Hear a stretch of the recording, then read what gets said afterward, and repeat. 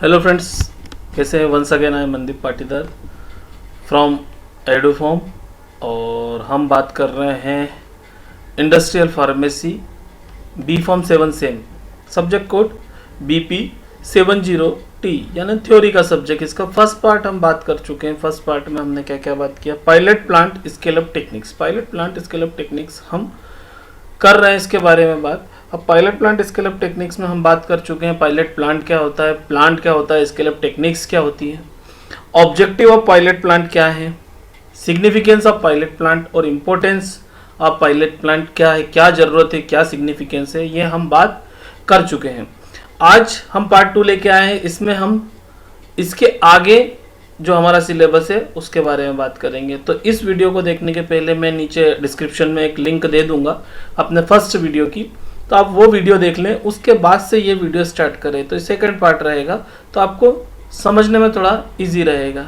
जब हमने ऑब्जेक्टिव बात कर चुके हैं और सिग्निफिकेंस की बात हो चुकी है, तो अब हम बात करेंगे स्टेप्स क्या क्या इन्वॉल्व है इन स्केल अप टेक्निक्स में। जब हम स्केल अप टेक्निक्स करते हैं तो इस जो है क्या क्या स्टेप्स हम इन्वॉल्व रहती है स्केल अप में। तो डिफाइन प्रोडक्ट इकोनॉमिक्स। अब जो प्रोडक्ट हम बनाने वाले हैं, एक्चुअल में क्या, जो नया प्रोडक्ट बन रहा है, तो जो नया प्रोडक्ट हम बनाने वाले हैं उसकी इकोनॉमिक्स हमको डिफाइन कर लिया हमने। ठीक है, किसके बेस पे? Based on the project market size.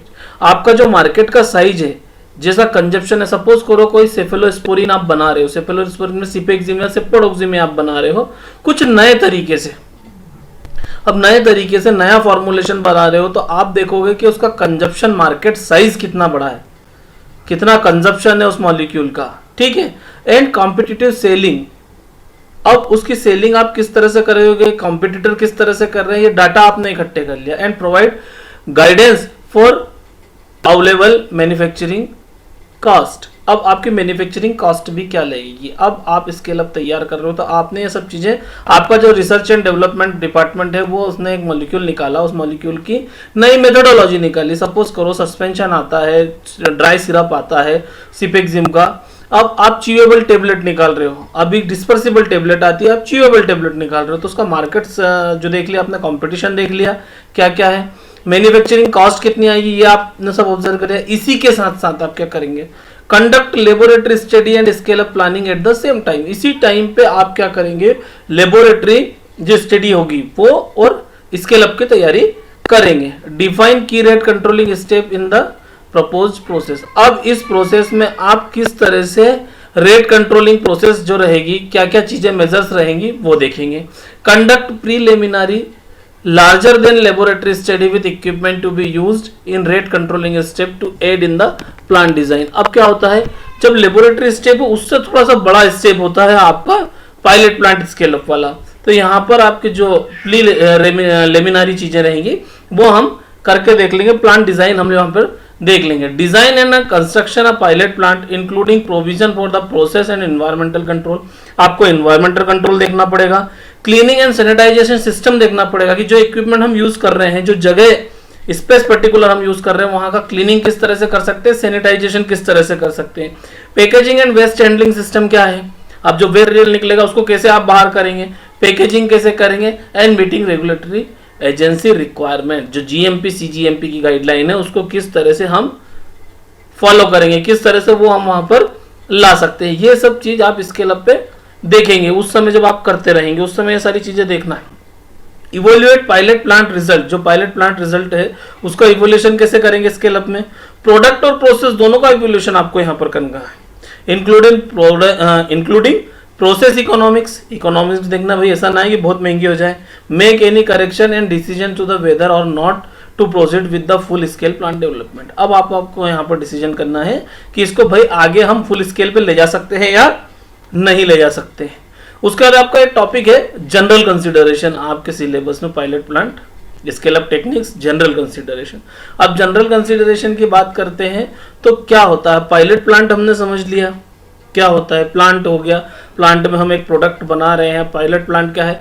Pilot plant वो है जो हम इनिशियल स्टेज पे एक लेबोरेटरी से बड़ा और फाइनल प्रोडक्शन से छोटा। बीच का हम एक बना के देखते हैं बेच कि भाई यहाँ पर इस प्रॉब्लम क्या क्या आ सकती है इसको बनाने में, उसको पायलट, अब उसमें क्या क्या चीज़ें हमको लगेगी, जनरल कंसिडरेशन हम क्या क्या करते हैं, पायलट प्लांट के लिए क्या क्या प्रोसीजर होती है। तो सबसे पहला होता है रिपोर्टिंग रिस्पॉन्सिबिलिटी, ये सबसे जरूरी है। भाई आपने 100 लोग रख लिए या 200 लोग लग रही है, अब वो कौन किसको रिपोर्ट करेगा, तो आपको सबसे पहले डिसाइड करना पड़ेगा कि आप एक प्रोजेक्ट लेके आ रहे हैं, उस प्रोजेक्ट को हमने रिपोर्टिंग रिस्पॉन्सिबिलिटी बनाई है कि इतने लोग इसको रिपोर्ट करेंगे, ये इसको रिपोर्ट करेगा। इसमें कैसा, in order to facilitate smooth transfer of the product from a laboratory scale to commercial scale there is need for the adequate record and reporting arrangement. आपको रिकॉर्ड और रिपोर्टिंग अरेंजमेंट सही होना चाहिए। How effective a pilot plant is may be determined by the ease with the which new product और process are brought into routine production. अब नया product किस तरह से आप बोल सकते हो इफेक्टिव पायलट प्लांट हुआ है, जैसे कि वो रूटीन में उसका प्रोडक्शन आ जाए, किसी को समझ में ही नहीं आए, प्रॉब्लम ही ना आए, उसको बोलते हैं हम बेस्ट पायलट प्लांट। ठीक है, to achieve this there should be a good relationship and effective communication between the pilot plant group and the other group. Research and development, processing, packaging, engineering, quality assurance, control, regulating and marketing. बिल्कुल सही बात है। यदि आप कोई सा product बना रहे हो तो उसमें क्या होना चाहिए, आपका प्रोडक्शन का जो इंजीनियरिंग के पैकेजिंग वाले इनके बीच में अच्छे से कम्युनिकेशन होना चाहिए और रिलेशनशिप अच्छा होना चाहिए। ठीक है, तभी तो आप आपका पायलट प्लांट जो कर रहे हैं वो सक्सेसफुल हो सकता है। With which they interact during the process, जो पायलट प्लांट के साथ आपस में इंटरेक्ट करेंगे। अब रिपोर्टिंग रिस्पॉन्सिबिलिटी आप दे सकते हो R&D group with separate staffing. जो R&D ग्रुप रहेगा, रिसर्च एंड डेवलपमेंट वाला ग्रुप रहेगा, उसका स्टाफ अलग रहेगा, और फार्मुलेटर हूं डेवलप द प्रोडक्ट। अब दूसरी बात है, रिसर्च एंड डेवलपमेंट वाला क्या करेगा, आपको मॉलिक्यूल ला के दे दिया, उसने बोला इस तरह से इसको बना दो। अब फार्मुलेटर उस पर्टिकुलर प्रोसेस को बना रहा है, उस जैसे सपोज करा इन्होंने बोला कि यार इसका इमल्शन बनाओ या च्यूएबल टेबलेट बनाओ, इस तरह से बनेगी। अब जो फार्मुलेटर है वो बना के दिखाएगा।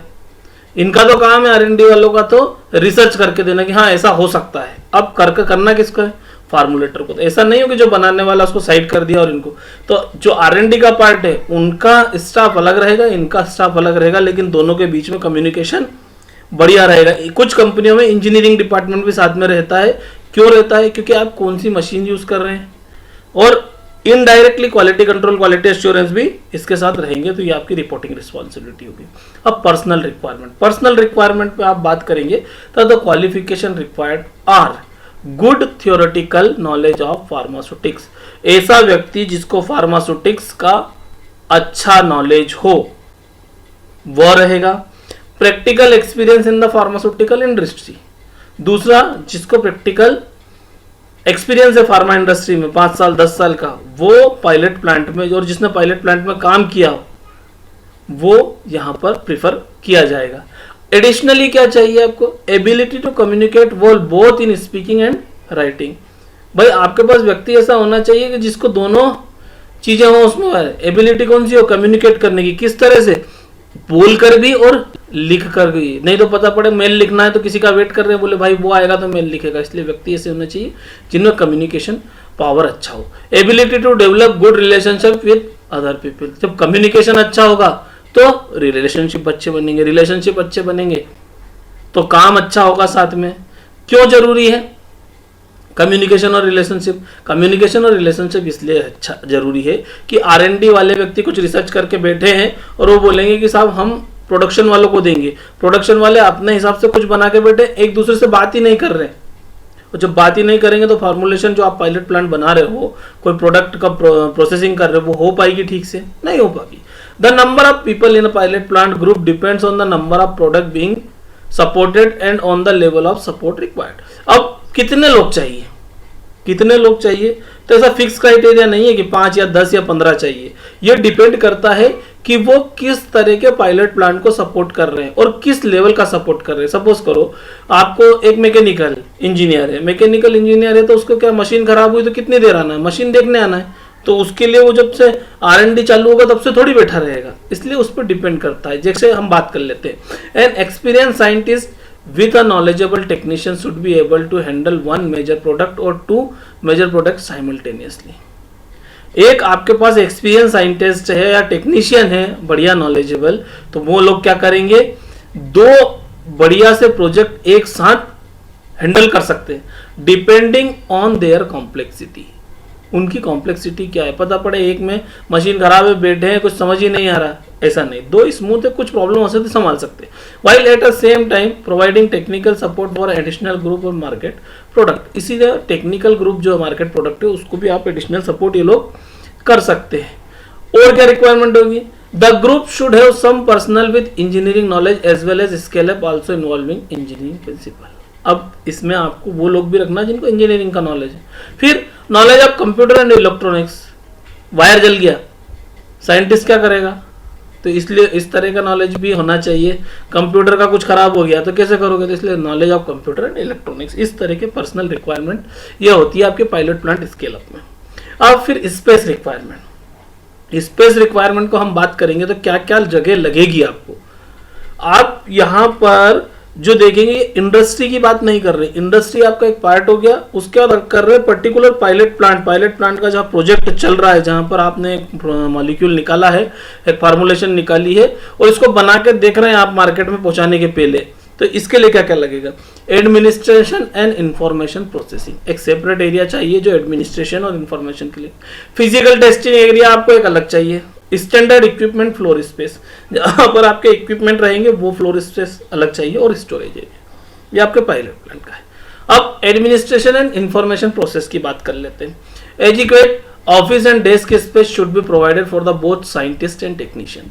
जो टेक्नीशियन है और जो साइंटिस्ट है उनके लिए आपको डेस्क और ऑफिस प्रॉपर रखना चाहिए। ऐसा नहीं है कि जहां पे काम चल रहा है वही उसका ऑफिस है, तो कोई मिलने वाला आया भी तो वो वहीं आएगा, या कुछ बात करनी है दो साइंटिस्टों को और किसी को एडमिनिस्ट्रेटिव को, तो वो काम जहां पे हो रहा है वहीं बात करेंगे, नहीं, उनका एक ऑफिस अलग रहेगा। उसके बाद जो साइंटिस्ट और टेक्नीशियन है उनका सिटिंग अरेंजमेंट अलग रहेगा। The space should be adjacent to the working area. ये जो स्पेस है ये कहां पर रहेगी, वर्किंग एरिया के पास में रहेगी। और जैसे ही आपका वर्किंग एरिया, इसके पास आपने जो है ऑफिस और डेस्क लगा हुआ है, इसी वर्किंग एरिया के पास में आपका कंप्यूटर भी होना चाहिए। ऐसा नहीं है कि 4 कमरे बाद कंप्यूटर है, कुछ चीज लिखना है या मेल करना है तो क्या करेंगे, 4 रूम बाद बाहर जाएंगे क्या, नहीं जाएंगे। इसलिए आपको ये सब एक दूसरे के पास होना चाहिए। दूसरी बात, फिजिकल टेस्टिंग एरिया। आप फिजिकल टेस्टिंग एरिया कोई फार्मूलेशन बना रहे हैं फार्मूलेशन, उस फार्मूलेशन की भी प्लस उस फार्मूलेशन में आप जो जो चीजें यूज कर रहे हैं उसके लिए भी आपको फिजिकल टेस्टिंग एरिया चाहिए। This area should provide permanent bench top space for routinely use physical testing equipment. यहाँ पर एक परमानेंट टॉप चाहिए और बेंच चाहिए बैठने के लिए। इस पे क्या होगा, जहां पर आप रूटीनली टेस्ट करते हैं, कुछ एग्जाम्पल, बैलेंस आपको वे करना ही है, वेइंग बैलेंस हो गया आपका, pH meter, viscometer, conductivity meter, इस तरह की जो चीजें हैं, ये मैग्नेटिक स्टीरर, ये जितने भी चीजें हैं ये प्लेटफॉर्म पर रखी होना चाहिए। और ये प्लेटफॉर्म पर कहाँ कहाँ होना चाहिए, परमानेंट बेंच टॉप स्पेस, तो यहाँ पर परमानेंटली ये रखे रहेंगे। तीसरी बात हम कर लेते हैं, standard pilot plant equipment floor space. अब फ्लोर स्पेस की यहाँ पर बात कर लें। In this area equipment needed for manufacturing all type of pharmaceutical doses form is located. Generally क्या होता है, जिस जहां पर आप प्रोडक्शन कर रहे हैं वहीं पे सब तरह के इक्विपमेंट है वो रहेंगे। Size of equipment is dependent on the production capability. आपका प्रोडक्शन कैपेबिलिटी क्या है, आपको कितना बड़ा प्रोडक्शन करना है, कितना बनाना है, उस पर डिपेंड करेगा आपका साइज इक्विपमेंट का। Intermediate size and full scale production equipment is essential in evaluating the effect of scale up for research, formulation and processing. अब यहाँ पर बहुत जरूरी बात है साइज का। क्या हुआ, आपने सपोज करो ग्रेन्यूल्स बनाए आपने किसी चीज के, तो आपने बना लिए 2 क्विंटल या 3 क्विंटल के ग्रेन्यूल्स, तो मशीन वो ले आए और आपको बनाना है 50 किलो के ग्रेन्यूल्स, तो उस मशीन में ग्रेन्यूल्स बनाना सही बात है क्या? या आपको एक लॉट बनाना है 500 ml का, मतलब 500 लीटर का, सॉरी 500 लीटर का एक लॉट बनाना है और आप वहां पर टैंक लेके आए 5000 लीटर का। 5000 के लीटर के टैंक में 500 लीटर का आपको फॉर्मुलेशन बनाना, तो आपको क्या चाहिए, इंटरमीडिएट साइज, मिनिमम, एकदम छोटे भी नहीं एकदम बड़े, उस साइज के मीडियम साइज के इक्विपमेंट वहां पर होना चाहिए, क्योंकि हम स्केल अप करके देख रहे हैं ना। Equipment used should be made portable wherever possible, portable होना चाहिए, so that transfer after use it can be stored in the small store room. ऐसा हो कि भाई खोल के पोर्टेबल है, छोटे हो गए, बंद हो गए, आपने उनको छोटे रूम में स्टोर कर लिया। Space for cleaning of equipment should be also provide. अब सबसे बड़ी बात है कि आप जहां पर पायलट प्लांट कर रहे हैं वहां पर आपको इक्विपमेंट की क्लीनिंग स्पेस भी बहुत जरूरी है। आप क्लीनिंग कहाँ करेंगे, पता है, ऐसा थोड़ी होता है कि फैक्ट्री के बाहर जाके क्लीनिंग करने इक्विपमेंट ले जाएंगे, क्लीनिंग भी वही करना है। तो आपके पास जगह होना चाहिए कि आप क्लीनिंग किस तरह से कर सकते हैं, सैनिटाइजेशन किस तरह से कर सकते हैं। उसके बाद आती है बात स्टोरेज की, जो आपने पायलट प्लांट में प्रोडक्ट बनाया है उसका स्टोरेज, दूसरा जो रॉ मटेरियल है उसका स्टोरेज, एक्सिपिएंट है उनका स्टोरेज, इन सब चीज का आपको करना पड़ेगा ना स्टोरेज, कि जो सेंट्रल वेयर हाउस है वहीं से लाओगे नहीं। तो it should have 2 areas divided as approved and unapproved area. 2 area होते हैं, अप्रूव्ड और unapproved area for the active ingredient as well as excipient. जो आपका एक्टिव इंग्रेडिएंट है, सपोज करो पैरासीटामोल ले लिया या डाइक्लोफिनेक ले लिया, आपका एक्टिव इंग्रेडिएंट हो गया। एक्सिपिएंट आपके बाइंडर, लुब्रिकेंट, ये हो गए, ठीक है। Different area should provide for the storage of the in process material, finish bulk product for the pilot plant and material from the experimental scale up base made in the production. अब यहाँ पर आपको क्या करना है, in process area के लिए आपने एक एरिया देखा होगा, कभी आपने अभी 7th सेमेस्टर में आ गए हैं, इंडस्ट्री विजिट यदि कर ली हो तो आप देखते हैं कि जैसे मानने के लिए कोई डीएनएस का बॉटल बन रहा है, डीएनएस की फिलिंग हो गई प्लास्टिक बॉटल में, वो फिल हो गया, उसके बाद वो स्टेलाइजेशन के लिए चले जाता है, स्टेलाइजेशन के जाने के बाद वो फिर ठंडा होने के लिए रखा रहता है। उसके बाद क्या होता है, वो एक अलग है, जो स्टेलाइजेशन में जाना है वो एरिया अलग है। तो ये 2 क्वारंटीन एरिया हो गए ना, जहाँ से स्टेलाइज होके आया, स्टेलाइजेशन होने के बाद प्रोडक्ट अलग गया, स्टेलाइजेशन होने के लिए फिलिंग होके जहाँ से आ रहा है वहां से स्टेलाइजेशन के लिए वो एक अलग हो गया, फिर लेबलिंग के लिए गया, लेबलिंग होने के बाद फिनिश प्रोडक्ट में अलग गया, जब तक क्यूसी से रिजल्ट नहीं आएगा। ये प्रोसेस है, आगे पढ़ेंगे हम। तो आपको ये ध्यान रखना है कि इन प्रोसेस मटेरियल जो है आपका पायलट प्लांट का, उसके लिए आपको एक अलग स्टोर एरिया रखना है, फिनिश प्रोडक्ट के लिए अलग होना है, और जो मटेरियल आपके पास है उनके लिए एक्टिव और एक्सिपिएंट जो है एक्टिव इंग्रेडिएंट और एक्सिपिएंट, इनके लिए अप्रूव्ड और अनअप्रूव्ड 2 एरिया अलग अलग होना चाहिए। Storage area for the packaging material should also be provided. अब पैकेजिंग मटेरियल में आपका क्या क्या आ गया, लेबल आ गया, कर्टन आ गया, लीफलेट आ गया। आपने बॉक्सों में देखा होगा बहुत सारी सिरप के साथ एक लीफलेट आती है, फिर कर्टन आता बाहर वाला, तो क्लोजर है, ये सब बॉटल है। तो ये जो सब चीजें हैं पैकेजिंग मटेरियल, इनके लिए ब्लिस्टर पैकिंग है तो उसके लिए, ये सब पैकिंग मटेरियल के लिए भी एरिया आपको सेपरेट रखना पड़ेगा। अगली बात आ जाती है रिव्यू ऑफ द फॉर्मूला। तो फॉर्मूला का रिव्यू आप कैसे करेंगे, और thorough review of the each aspect of the formula is important. जो आपका फार्मूला उसका रिव्यू बहुत जरूरी है, जो प्रोसेस आप बना रहे हैं, जो बना रहे हैं। The purpose of each ingredient and its contribution to the final product manufactured on the small scale laboratory equipment should be understood. आपको पता होना चाहिए कि जो इंग्रेडिएंट इसमें एक एक हम लोग मिला रहे हैं, जिससे टेबलेट बन रही, सिरप बन रही है, सस्पेंशन बन रहा, सब चीजों को मिलाकर आपका लेबोरेटरी स्टेज और स्केल अप स्टेज पे, तो आपको पता होना चाहिए कि इसका कंट्रीब्यूशन क्या है, इसमें बाइंडर डाला है तो कितना डाला है और क्यों डाला है, ये आपको पता होना चाहिए। Then the effect of scale up using equipment that may subject to the product to stresses of different type and degree can more rapidly be predict और recognise when they are actually occur. अब इससे क्या होता है कि यदि कोई problem create होती है, मानने के लिए आपका लुब्रिकेशन ज्यादा हो गया, तो आपको पता पड़ेगा कि आपने क्या ज्यादा मिला दिया, या आपकी टेबलेट का जो ग्रेनुल्स है वो ठीक से नहीं बन पा रहे, तो आप देखेंगे कि इसमें बाइंडर कम है या ज्यादा है। तो ये हमको फायदा होता है यदि हमने फार्मूला अच्छे से पढ़ा है। अब बात कर लेते हैं हम रॉ मटेरियल। रॉ मटेरियल क्या है, जो मटेरियल हम यूज करते हैं फाइनल प्रोडक्ट बनाने के लिए, फिनिश गुड बनाने के लिए, और जो कच्चा माल जिसको हम बोलते हैं पाउडर ड्रग जो है उसको हम बोलते हैं raw material. One purpose responsibility of the pilot plant is the approval and validation of the active ingredient and excipient raw material। जो raw material है आपका active ingredient और excipient, उसका approval और validation बहुत जरूरी है। क्यों जरूरी है? raw material used in the small scale production can not necessarily be the representative for the large scale production। जरूरी नहीं है कि जो small level पे हम raw material ले रहे हैं वही लार्ज स्केल पे जब बनाने जाएंगे तब वही बाइंडर लेंगे या वही लुब्रिकेंट रहेंगे, उसमें कुछ चेंज भी कर सकते हैं।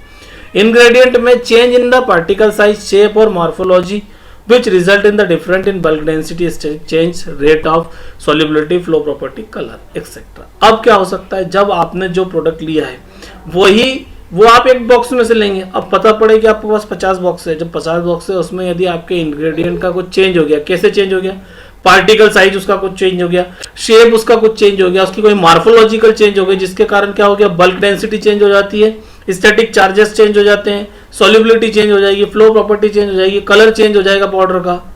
तो ये चीजें आपको ध्यान रखना पड़ेगी, इसलिए उसका वैलिडेशन बहुत जरूरी है और अप्रूवल बहुत जरूरी है कि पूरा मटेरियल एक जैसा है। अब आप बात कर लेते हैं इक्विपमेंट।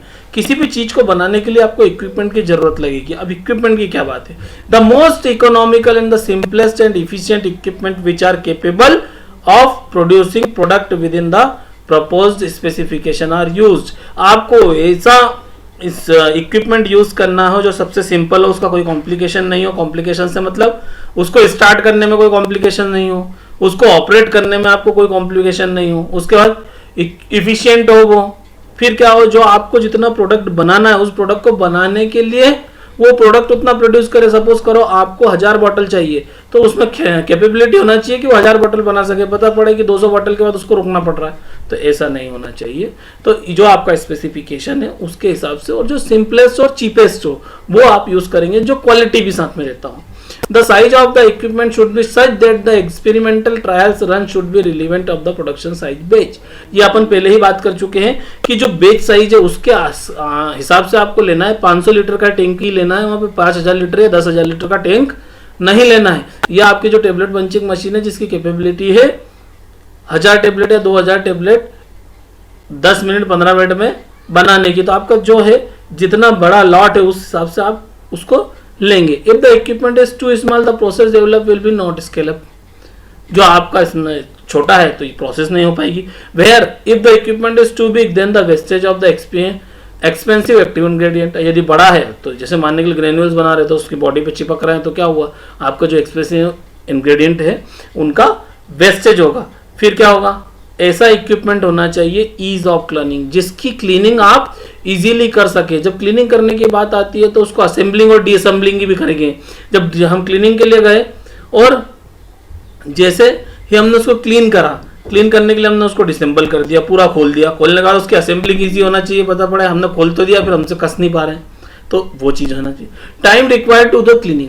अब आपको क्लीनिंग में कितना टाइम लगेगा वो चीजें भी आपको देखना पड़ेगी। आप क्लीनिंग कहाँ कर रहे हैं, कर पा रहे हैं या नहीं कर पा रहे हैं, तो ये सब चीजें इक्विपमेंट के साथ आपको देखना पड़ेगी। अब सातवीं बात आती है प्रोडक्शन रेट। अब production rate, the immediate as well as the future market trends requirement are considerable while determining the production rate. अब आपको वर्तमान की जो स्थिति है कि आपको क्या प्रोडक्शन रेट चाहिए। अभी हम स्केल अप पे हैं, हम बना रहे हैं, अभी हमको कोई प्रॉब्लम नहीं है। सोच सकते हैं हम 15 मिनट में भी बना लें या एक दिन में भी हम कुछ प्रोडक्ट बना लें, उसकी टेस्टिंग करते रहेंगे। लेकिन हमको आगे ये देखना है कि मार्केट ट्रेंड क्या है। यदि हमने बना लिया और मार्केट में हमने बना लिया तो किस स्पीड से हम प्रोडक्शन रेट हमको मैनेज करना पड़ेगा। The size of the equipment should be such that it is the properly utilize. जो हमारा इक्विपमेंट है उसकी साइज ऐसी होना चाहिए कि जिसको हम प्रॉपरली यूटिलाइज कर सकते हैं। To accommodate future growth, increase production capacity may be realized more economical through more efficient utilization of smaller equipment than through purchase of oversized equipment। अब यहाँ पर आपको ये कैलकुलेट करके देखना है कि सपोज करो यदि मार्केट ट्रेंड बढ़ गया, मार्केट में डिमांड बढ़ गई, तो हम क्या करेंगे, 5500 लीटर का जो हम टैंक ले रहे हैं इसकी बजाय हम ऐसा कर सकते हैं क्या 2000 लीटर के टैंक में हम पूरा कर सकते हैं बजाय कि 5000 लीटर का। तो ये सब चीजें भी कैलकुलेशन आपको यहाँ पर करना पड़ेगा। फिर प्रोसेस इवोल्यूशन। अब जो प्रोसेस कर रहे हैं उसका इवोल्यूशन कैसे करेंगे भाई। आप स्केल अप कर रहे हैं, आपने हर चीज देख ली, टैंक देख ली, मशीन देख ली, रॉ मटेरियल देख लिया, सबको देख लिया, लेकिन जो प्रोसेस है वो भी इफिशिएंट होना चाहिए ना। प्रोसेस भी आपने देखना पड़ेगा। The next step is to evolute the process critically and to optimize its performance based on that evolution. इसका जो परफॉर्मेंस को ऑप्टिमाइज आपको करना है। The purpose of process validation is to confirm that the selected manufacturing procedure assure the quality of the product at various critical stage in the process and it is finished in the finished form। यहाँ पर सीधी सी बात है, हम उसका जो purpose of validation है वो ये है कि आप जो मैन्युफैक्चरिंग प्रोसेस यूज कर रहे हैं, जो प्रोसीजर है वो हर एस्पेक्ट में जो अलग अलग स्टेज है प्रोडक्शन की, उसमें आपको इफिशिएंट प्रोडक्ट बनाकर दे रही है आखिरी में फिनिश प्रोडक्ट। उसमें कोई प्रॉब्लम नहीं है, प्रोसेस में कहीं प्रॉब्लम नहीं है। This is accomplished by monitoring the within batch variation of measurable parameters such as content uniformity, moisture content, compressibility. These data indicates where the process is performing as intended and where the problem area must be found. इसका मतलब क्या होता है, जब हम process validate कर रहे हैं तो इससे मतलब जो हमको जो पैरामीटर हमने देख रखे हैं, कंटेंट यूनिफॉर्मिटी, इसलिए कि यदि हमने 500 mg का पैरासीटामोल का टेबलेट बनाया है तो हम उसका बीच बीच में टेस्टिंग करते रहेंगे कि हर टेबलेट में 500 mg पैरासीटामोल आ रहा है कि नहीं आ रहा है। नहीं तो पता पड़ रहा है किसी में 700 आ रहा है, किसी में 650 आ रहा है, किसी में 950 आ रहा है और किसी में पैरासीटामोल ही नहीं आ रहा है। तो आपको कंटेंट यूनिफॉर्मिटी देखना है और कंटेंट यूनिफॉर्मिटी आप देख लेंगे कि 500 पैरासीटामोल हर टेबलेट में आ रहा है, मतलब आपकी प्रोसेस सही है। मॉइस्चर कंटेंट इसी तरह आप देख लेंगे, मॉइस्चर कंटेंट यदि बराबर आ रहा है हर बैच में, सही है। कंप्रेसिबिलिटी, आपका कंप्रेशन फोर्स कितना है, कितना हार्ड टेबलेट बन रहा है, फाइब्रिलिटी आप देख लेंगे, कंप्रेसिबिलिटी आप देख लेंगे। तो इससे क्या होगा कि आपकी प्रोसेस सही है या नहीं है, कि कोई प्रॉब्लम है, क्या क्या पैरामीटर्स हो सकते हैं। फिर ऑर्डर ऑफ मिक्सिंग कंपोनेंट, जो मिक्सिंग कंपोनेंट है उनका क्या ऑर्डर है, आपने प्लस माइनस तो नहीं कर दिया या आगे पीछे तो नहीं कर दिया, उसके कारण से क्या होता है पहले दूसरा चेंज कर दिया तो चेंजेस हो सकते हैं। मिक्सिंग स्पीड, अब मिक्सिंग स्पीड आपका जो कितना है 25 आरपीएम, 50 आरपीएम, 100 आरपीएम, 1000 आरपीएम जो है उसमें तो चेंजेस नहीं हो गया। मिक्सिंग टाइम, 10 मिनट में आपने मिक्सिंग टाइम करा, वैसा तो नहीं करा 8 मिनट में प्रोडक्ट निकाल लिया या 15 मिनट तक कर लिया या 12 मिनट तक कर लिया। Rate of addition of granulating agent, जो ग्रेन्युलेटिंग एजेंट है उसका रेट क्या है एडिशन का। सॉल्वेंट सॉल्यूशन ऑफ ड्रग, जो आपने सॉल्वेंट यूज करा है उसका एडिशन रेट क्या है। हीटिंग एंड कूलिंग रेट, आप जब हीट कर रहे हो किसी प्रोडक्ट को तब टेम्परेचर क्या था और जब ठंडा कर रहे हो तब टेम्परेचर क्या है। फिल्टर साइज, अब लिक्विड प्रिपरेशन है तो आपने फिल्टर्स कौन से माइक्रोन्स के यूज करें ये भी डिपेंड करेंगे। स्क्रीनिंग साइज, जो आपके सॉलिड्स है उसके लिए। फिर drawing temperature and drawing time, अब आप ग्रेन्यूल्स ड्राई कर रहे हैं, जब ग्रेन्यूल्स ड्राई कर रहे हैं तो फिर ड्राइंग टेम्परेचर, सपोज करो कि हमने 120 डिग्री पे करना था, 150 डिग्री पे टेम्परेचर पे ड्राई कर लिया, और यदि हमने 120 पे ही करा और हमने ड्राइंग टाइम आधे घंटे रखना था, हमने 45 मिनट कर दिया तो चेंजेस आएंगे। तो ये सब चीजें हमको कहाँ ध्यान रखना है, जो आपकी प्रोसेस है, प्रोसेस इवैल्यूएशन। तो ये प्रोसेस इवैल्यूएशन में ये सारी चीजें, ये सब बात हम करेंगे। अब बात हम करेंगे preparation of master manufacturing procedures, जो मास्टर मैन्युफैक्चरिंग प्रोसेस है उसका किस तरह से हम प्रिपरेशन कर सकते हैं। The manner in which the manufacturing direction, the chemical waste sheet, the sample direction and the in process and finished product specification are presented is of the utmost importance। अब आपको तीन चीजें यहाँ पर ध्यान रखना है। वे शीट, जिसमें आपका बैलेंस जो आपने वे किया इंग्रेडिएंट वो, प्रोसेसिंग डायरेक्शन क्या है, और मैन्युफैक्चरिंग प्रोसेस के डायरेक्शन है वो क्या है, ये हम आपको देखना है। इन प्रोसेस जो आपके आईपीक्यूसी टेस्ट है वो क्या है। As is the degree of which the processing technician understand the complies with the M। अब इसके बाद टेक्नीशियन इसको देखता है किस तरह से कंप्लाइज हम कर सकते हैं। The weight sheet should clearly identify the chemical required in the batch. इससे वेट शीट जो है आपके पास, आपको पता है कि कौन कौन से केमिकल है, पैरासीटामोल है, इसके बाद आपको सीएमसी है, सीएमसी के बाद आपके बाद जो बाइंडर है, लुब्रिकेंट है, वो सारी चीजें, और अदर एक्सिपिएंट क्या क्या है ये आपने देख लिया। अच्छा कितना कितना चाहिए, तो वेट शीट आपको ये बताएगी। To prevent confusion names and identifying norms, अब जो वेट है और उसमें आइडेंटिफाइंग करने में प्रॉब्लम नहीं होगी। For the ingredient should be used to batch record, जो इंग्रेडिएंट यही आप बेच रिकॉर्ड के लिए रखेंगे। The process direction should be precise and explicit, they should be written in a style that use language and terms with which the operators are familiar। अब इस तरह से आपको इसको लिखना है कि भाई जो ऑपरेटर है उसको समझ में आए कि मुझे करना क्या है, कितना वे करना है, किस तरह से करना है, इस वे करने के बाद कैसे मिक्सिंग करना है। तो ये फॉर्मूला आपका इस तरह से बना होना चाहिए। A manufacturing procedure that become a multi page document and take the place of good operation training and the laboratory standard operation procedure invites problem. यदि आपने बहुत ज्यादा पेज में ऑपरेटर ट्रेनिंग को बनाया या एसओपी आपने ऐसी बनाई है कि बहुत ज्यादा पेज में है, तो ये कंफ्यूजन क्रिएट करेगी। कैसे, अब मैन्युफैक्चरिंग क्या होगा उसको पता ही नहीं चलेगा कि भाई एसओपी में इतना ज्यादा कॉम्प्लिकेशंस हो जाएगा कि मुझे करना क्या है।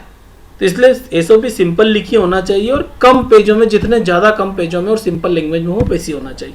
अ manufacturing procedure should be written by the actual operator, जो एक्चुअल ऑपरेटर होता है उसके द्वारा ही मैन्युफैक्चरिंग प्रोसेस लिखी होना चाहिए, ज्यादा बेस्ट रहती है। Various specification like addition rates, mixing time, अब देखना स्पेसिफिकेशन, जैसे कि आपको जब एडिशन रेट है वो क्या होना चाहिए, मिक्सिंग टाइम कितने टाइम का रखना है, मिक्सिंग स्पीड क्या रखना है, हीटिंग कितने टेम्परेचर रखना है, कूलिंग रेट क्या है, टेम्परेचर कितना रखता है, storing of the finish product sample should be maintain in the batch record direction. जो बैच रिकॉर्ड है आपका, जो मास्टर फॉर्मूला रिकॉर्ड हम बना रहे उसके आधार पे आपको देखना है, उसमें हर चीज का स्पेसिफाई टाइम देना चाहिए। The time and manner in which the in process and finish product samples are to be taken for a batch. अब आपको वो टाइम भी लिखना है कि भाई इतना लॉट बन जाएगा या इतने मिनट के बाद आपको इन प्रोसेस के लिए टेबलेट लेना है या सैंपल लेना है, या सिरप है तो वो लेना है, सस्पेंशन है तो वो लेना है।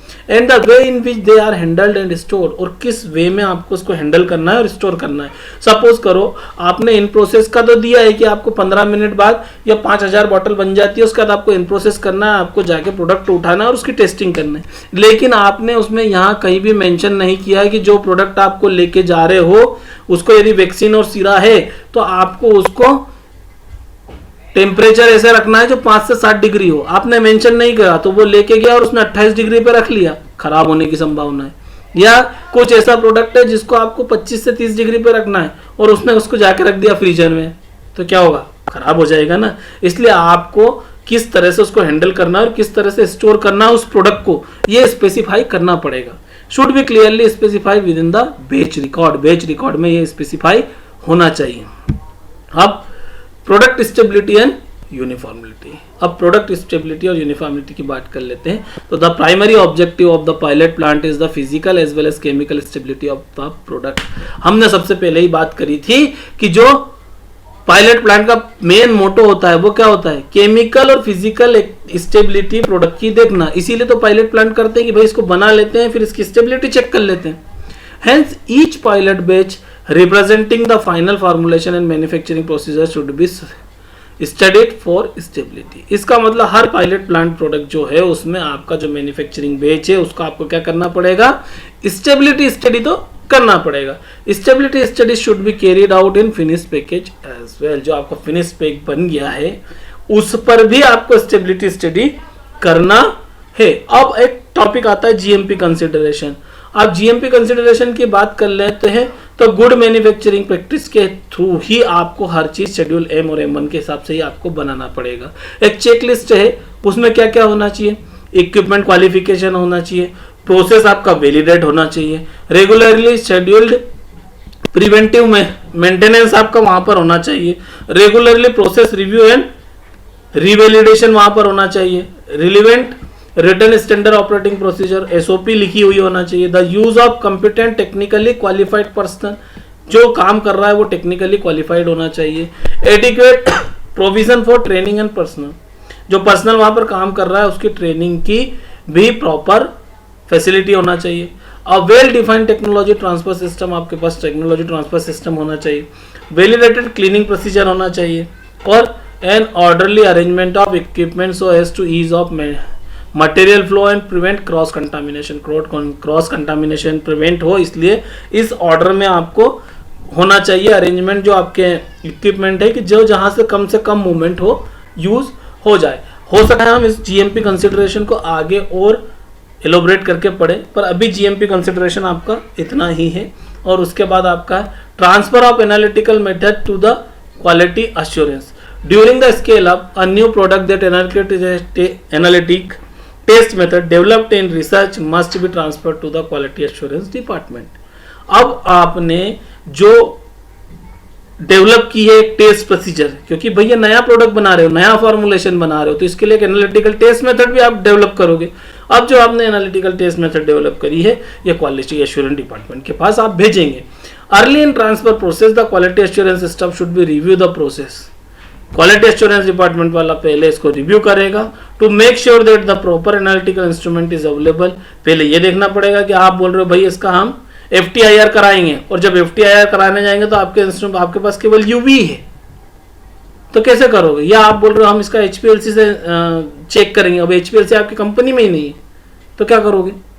तो ये सब चीजें आपको देखना पड़ेगा कि अवेलेबल है कि नहीं, और है that person are train to perform the test, तो वो जो आदमी वहां पर काम कर रहा है उसको HPLC चलाना आता भी है कि नहीं है, तो ये सब चीजें देखना पड़ेगी। ठीक है, तो ये आपका एक पायलट प्लांट का कंप्लीट प्रोसीजर होता है, ये पायलट प्लांट के लिए ही जीएमपी कंसिडरेशन था, ठीक है। फिर आप एनालिटिकल मेथड क्वालिटी एश्योरेंस का किस तरह ट्रांसफर कर सकते हो, आप एडवांटेज ऑफ पायलट प्लांट क्या होते हैं यदि पूछ लिया जाए तो member of the production and quality control division can readily observe scale up runs. अब इसके कारण क्या हो सकता है कि जो आपके क्वालिटी कंट्रोल प्रोडक्शन वाले स्केल अप अपने सामने देख लेते हैं। Supply of excipient drugs cleared by the quality control division can be drawn from the more spacious area provide for the production division. अब यहाँ पर क्या हो सकता है कि हम जो क्वालिटी कंट्रोल डिवीजन देखता है जो चीजें हैं कि उस एक्सिपिएंट और मेन प्रोडक्ट जो है उसका आपका जो एक्टिव इंग्रेडिएंट है उसकी स्टेबिलिटी आपको देखना, उसकी टेस्टिंग उसको देना है, और हो सके तो एक स्पेशियस एरिया आप वहां पर दे दें। Access to engineering department personnel is provide the equipment installation maintenance और रिपेयर। इंजीनियरिंग डिपार्टमेंट वाला देख लेगा कि भाई इंस्टॉलेशन किस तरह से करना है, मेंटेनेंस और रिपेयर कैसा करना है जब लार्ज स्केल पे हम प्रोडक्शन स्टार्ट करेंगे। उसके बाद डिसएडवांटेज ऑफ पायलट प्लांट का क्या होता है, the frequency of direct interaction of the formulator with the production personnel in the manufacturing area will be reduced.